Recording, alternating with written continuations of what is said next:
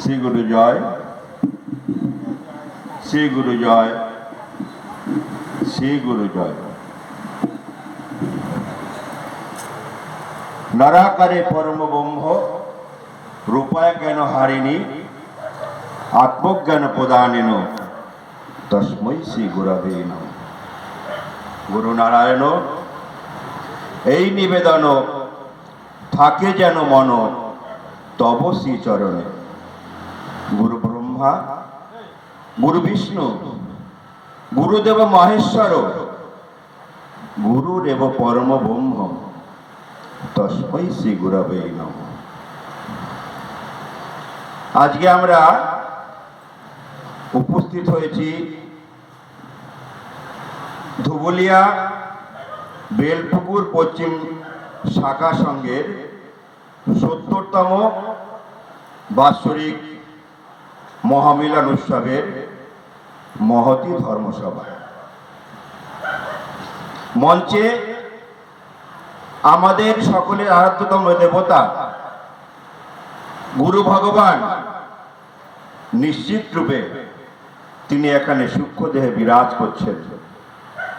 আসুন আমরা সকলে মিলে আরো একবার শ্রী শ্রী গুরু ভগবানের রাতুল চরণে আমাদের জীবনের সর্বশ্রেষ্ঠ প্রণামটি আরো একবার নিবেদন করি।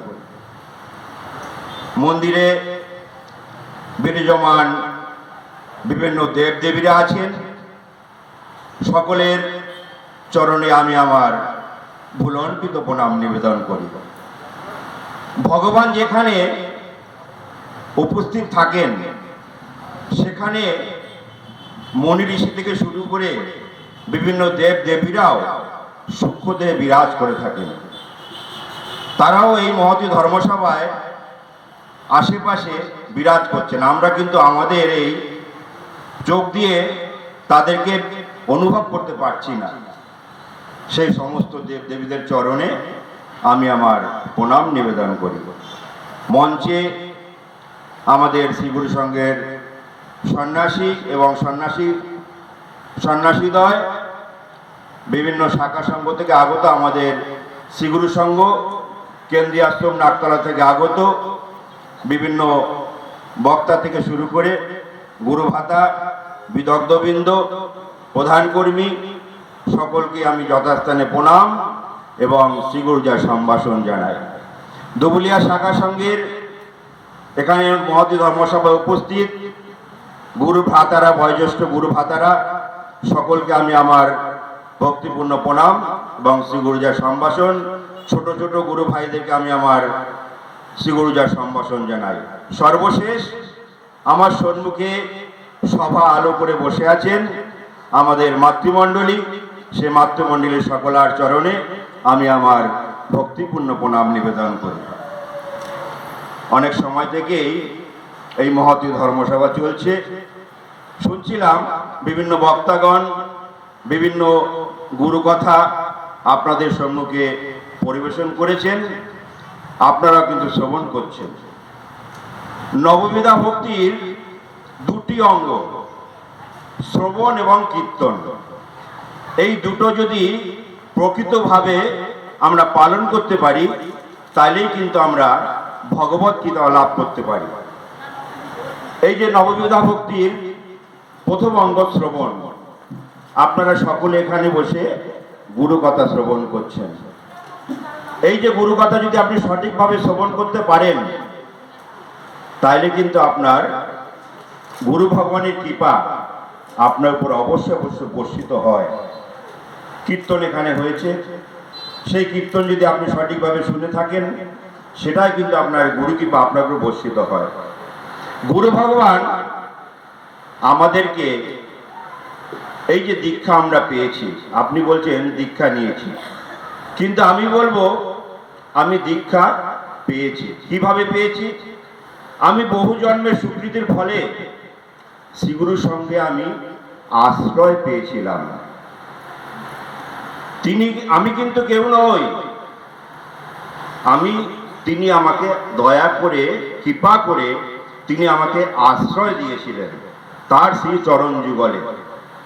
তাই আশ্রয় পেয়েছিলাম বলে আমি কিন্তু তার কাছে দীক্ষা প্রাপ্ত হয়েছিলাম, এবং দীক্ষা মানে আমি একটা নবজন্ম লাভ করেছিলাম। আমরা তো পিতামাতা দ্বারা এই পৃথিবীর আলো দেখেছি, সেই জন্ম একটা আলাদা। আমি যখন দীক্ষা প্রাপ্ত হলাম সেখানে কিন্তু একটা নবজন্ম লাভ করলাম আমি। সেই নবজন্মের সফলতার জন্য আমরা শ্রীগুরুর সঙ্গে আশ্রয় লাভ করেছি। আশ্রয় লাভ করে যদি আমরা গুরুদেবের সে অমৃতময় বাণী, তিনি আমাদের যে দীক্ষা নেওয়ার পূর্বেই তিনি আমাদের হাতে একখানি নববিধান আমাদের হাতে দিয়েছেন। সেই নববিধান আমরা অঙ্গীকার করে গুরুদেবের কাছে আমরা কিন্তু সকলে অঙ্গীকারবদ্ধ হয়েছিলাম, মানে প্রতিশ্রুতিবদ্ধ হয়েছিলাম আমরা, যে গুরুদেব তোমার এই নববিধান আমরা অক্ষরে অক্ষরে পালন করব।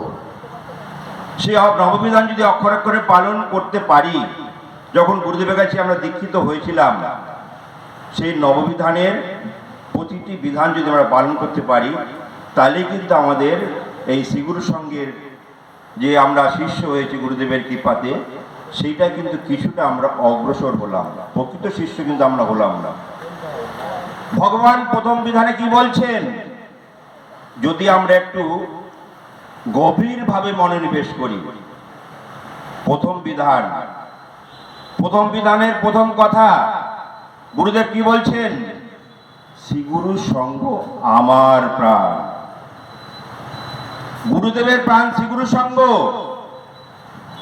কিন্তু সেই শ্রীগুরু সঙ্গের কর্ম করতে এসে আমরা যেন দ্বিধাবোধ হয়ে যাচ্ছি। কেন দ্বিধাবোধ হচ্ছি?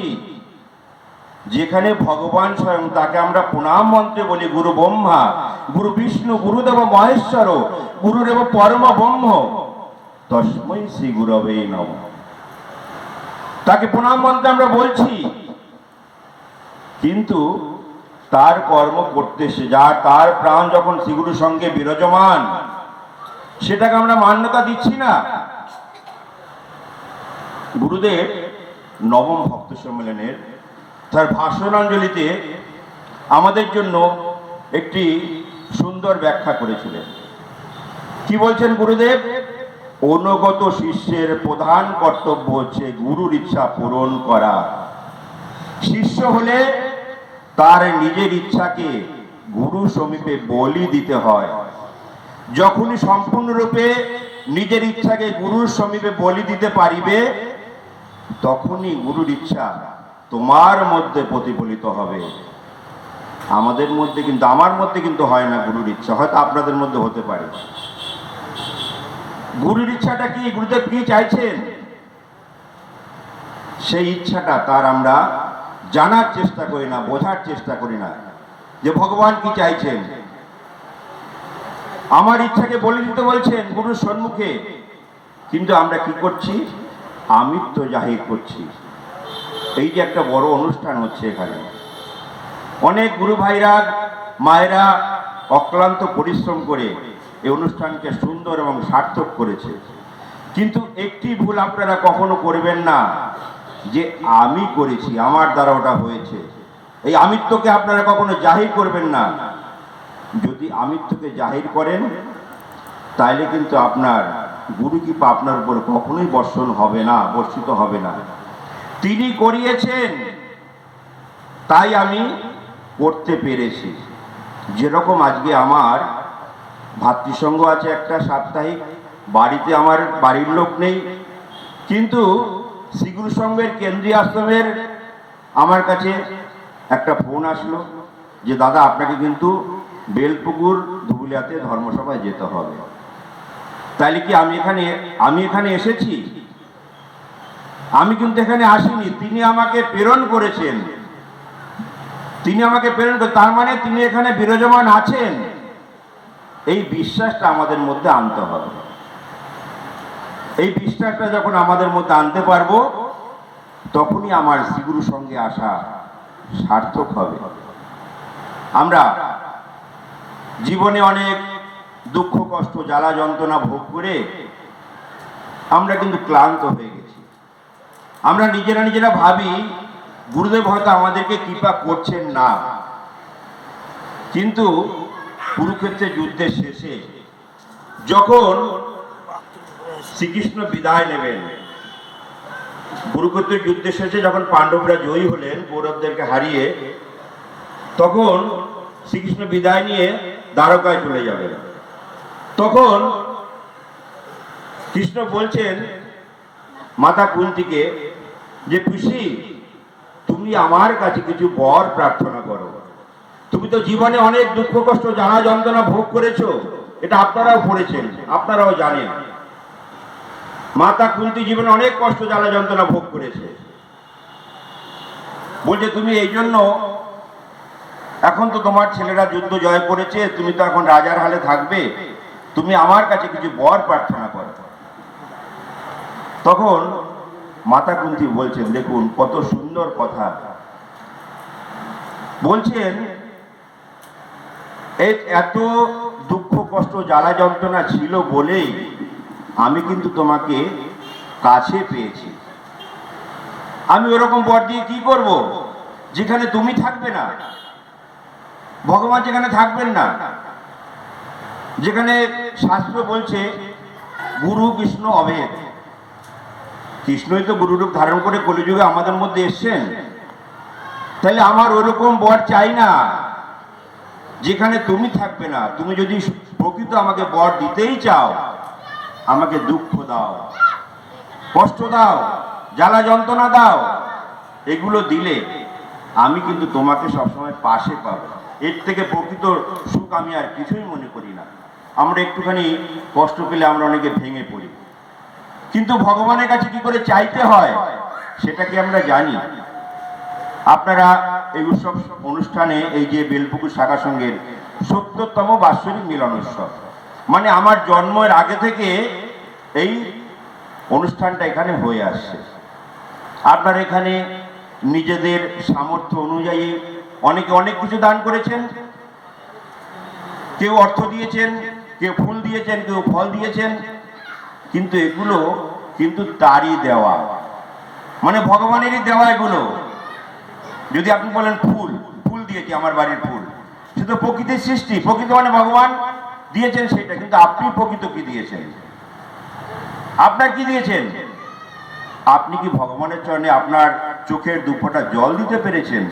তার সম্মুখে দাঁড়িয়ে বলতে পেরেছেন, হে গুরুদেব, আমি তোমাকে কিছুই দিতে পারছি না, আমি শুধু আমার চোখের দুফোঁটা জল দিলাম, যাতে সবসময় তুমি আমার সন্তান থেকে শুরু করে আমার স্বামী পরিবারকে সবসময় আমাকে দেখে সুখে শান্তিতে রাখো।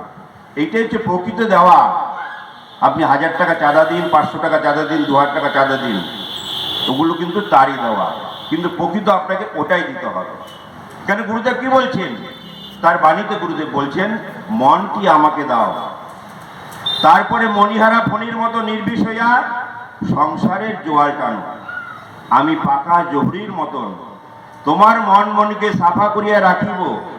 যখনই বুঝিব ধরিবার মতো হইয়াছ, তখনই সাফাই করা মন আমি তোমাকে দিয়ে দেব। গুরুদেব আমাদের কাছে মন চাইছেন, টাকা পয়সা চাইছেন না। মনটা যাতে তার চরণে দিতে পারি, সেই মনটা আমাদেরকে তৈরি করতে হবে। যে প্রকৃত মন আমরা যদি গুরুর চরণে দিতে পারি সবসময়, তাইলেই আমাদের এই শ্রীগুরুর সঙ্গে আসা সার্থক হবে। গুরুদেবের 2 নম্বর বিধান আপনারা সকলেই পালন করে থাকেন। কি বলছেন গুরুদেব? যেখানে অন্তত 10 জন শিষ্য আছে, সেখানে একটু করিয়া শাখা সংঘ স্থাপন করিবে। সপ্তাহে বা পক্ষান্তে একবার করিয়া মিলিত হইয়া স্তোতাদি পাঠ, বন্দনা গান, আধ্যাত্মিক বিষয়, ঠাকুর প্রসঙ্গ এবং মঠ আশ্রমাদি সম্পর্কে আলোচনা করিবে। জানি না আপনারা কিভাবে কি করেন, কিন্তু দেখুন এখানে কি বলছে গুরুদেব, যে শ্রীগুরু সংঘ হচ্ছে মানুষ তৈরির কারখানা। প্রকৃত মানুষ হতে গেলে আমাকে এই শ্রীগুরু সঙ্গের আধ্যাত্মিক ক্লাস, ভাতৃ ও মাতৃর সঙ্গে আমাদেরকে উপস্থিত হতে হবে। এখানে সে প্রকৃত মানুষ হওয়া যায়। তাই জন্য গুরু ভগবান বলছেন এখানে আধ্যাত্মিক বিষয় আলোচনা, ঠাকুর প্রসঙ্গ, মঠ আশ্রম সম্পর্কে আলোচনা, এগুলো যত আমরা বেশি করব, ততই কিন্তু আমাদের আধ্যাত্মিক চেতনা বৃদ্ধি হবে। আধ্যাত্মিক চেতনা না বৃদ্ধি হলে আমরা কিন্তু প্রকৃত মানুষ হতে পারবো না। মানুষকে মনুষ্যত্ব অর্জন করতে হয়, পশুকে কিন্তু পশুত্ব অর্জন করতে হয় না। তাই আমরা এই শ্রীগুরু সঙ্গে যে প্রকৃত আমরা কর্মক্ষয় নিমিত্তে শ্রীগুরু সঙ্গ তৈরি হয়েছে, সেই প্রকৃত সেখানে এসে আমরা কর্মটা ক্ষয় করে শ্রীগুরু সঙ্গের যে প্রকৃত শিষ্য, অনুগত শিষ্য গুরু ভগবানের আমরা হওয়ার চেষ্টা করব। এইভাবে করে আমরা গুরুদেবের প্রতিটি বিধান, বিধান বলতে কিন্তু আইন, বুঝবেন না বিধান এমনি মনে মনে এমনি ভাবলে হবে না। এটা আইন আছে গুরুদেবের। শ্রীগুরু সঙ্গে যারা আমরা আজকে আশ্রয় লাভ করেছি তাদের জন্য 9টা আইন। এটা এই প্রতিটি আইন আমাদেরকে পালন করতে হবে গুরুদেবের, তবেই কিন্তু আমরা প্রকৃত শিষ্যরূপে জগতের বুকে আমরা গুরু ভগবানের বাণীকে দিকে দিকে প্রচারিত করতে পারবো। কেন গুরুদেব তো বলছেন, আমি বাণী রূপে তোমাদের সকলের মধ্যে সবসময় বিরাজমান।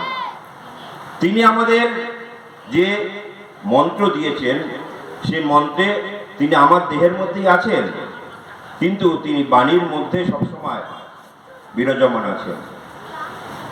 তো এইভাবে করে আমরা প্রতিটি গুরু ভাই গুরু বোন, বেলপুকুর ধুবুলিয়া শাখা সংঘের প্রতিটি গুরু ভাই গুরু বোন আজকের এই মহতী ধর্মসভায় যে সমস্ত বক্তা বিদগ্ধবৃন্দ যা যা আমাদেরকে আজকে গুরু কথা আমাদের বলবেন, আমরা সেটা প্রকৃত রূপে শ্রবণ করে আগামী দিনে চলার চেষ্টা করব এবং চলার চেষ্টা করে শ্রী গুরু ভগবানের প্রকৃত অনুগত শিষ্য হওয়ার চেষ্টা করব। এটাই আমার সকলের কাছে প্রার্থনা। আমি বক্তব্য দীর্ঘায়িত করব না, অনেক দূরে যেতে হবে। কেন কদিন পরেই ভোট, আপনারা জানেন। অনেক কিছু বলার ছিল কিন্তু সময় সংক্ষিপ্ত। আমরা কিন্তু অনেক দূর থেকে এসেছি। নবদ্বীপ আশ্রম থেকে আমাদেরকে গাড়ি পাঠিয়েছে, সেই গাড়ি করে আবার আমাদেরকে নবদ্বীপ আশ্রমের স্টেশনে পৌঁছে দেবে। সেখান থেকে আমি আমার যারা যারা গন্তব্য সেখানে যাব। সকলে ভালো থাকবেন, সুস্থ থাকবেন। আগামী দিনে সকলের উপর গুরু কৃপা বর্ষিত হোক এবং এই শাখা সঙ্গের উত্তরোত্তর বৃদ্ধি হোক, এটাই গুরু ভগবানের শ্রীচরণে আমি প্রার্থনা করছি। এবং সকলকে আবার শ্রীগুরু জয় সম্ভাষণ জানিয়ে আমি আমার সংক্ষিপ্ত গুরু কথা এখানেই বিশ্রাম রাখলাম। শ্রী গুরু জয়, শ্রী গুরু জয়, শ্রী গুরু জয়।